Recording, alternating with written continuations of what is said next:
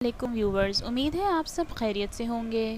خدا اور محبت ڈرامے کی اگلی قسط کا پرومو آ چکا ہے، جس میں آپ دیکھیں گے کہ ماہی کے لیے تیمور کی حویلی میں اس کی بیوہ بن کر رہنا کانٹوں پر چلنے کے برابر ہوتا ہے۔ وہ جو فرحاد کے سامنے تیمور کی اونچی حویلی کے دم بھرتی تھی، آج اسی حویلی میں سب کے ساتھ بیٹھنا اور کھانا تک کھانا نصیب نہیں ہے اسے کھانے کی میز کی طرف بڑھتے دیکھ کر سکندر کی ماں ٹوک دیتی ہے، کہتی ہیں اپنے کمرے وچ رہا کر، یہ تیرا گھر نہیں ہے۔ ماہی کہتی ہے لیکن میں تو اسے اپنا ہی گھر سمجھتی ہوں۔ یہ سن کر سکندر کی ماں کو غصہ آ جاتا ہے اور کہتی ہے میں صرف سکندر اور تیمور کی ماں ہوں، میں تیری ماں نہیں ہوں۔ دوسری طرف آپ دیکھیں گے کہ ماہی کی ماں کا کلیجہ پھٹ رہا ہے اپنی بیٹی کے غم سے، اور اس کی دوری برداشت نہیں ہو رہی۔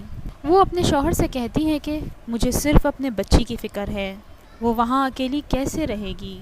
جس پر اس کا باپ کہتا ہے کہ ابھی تو وہاں اسے اور بھی طوفانوں کا سامنا کرنا ہے، اب کون سے طوفانوں کا سامنا کرنا رہ گیا ہے ماہی کے لیے؟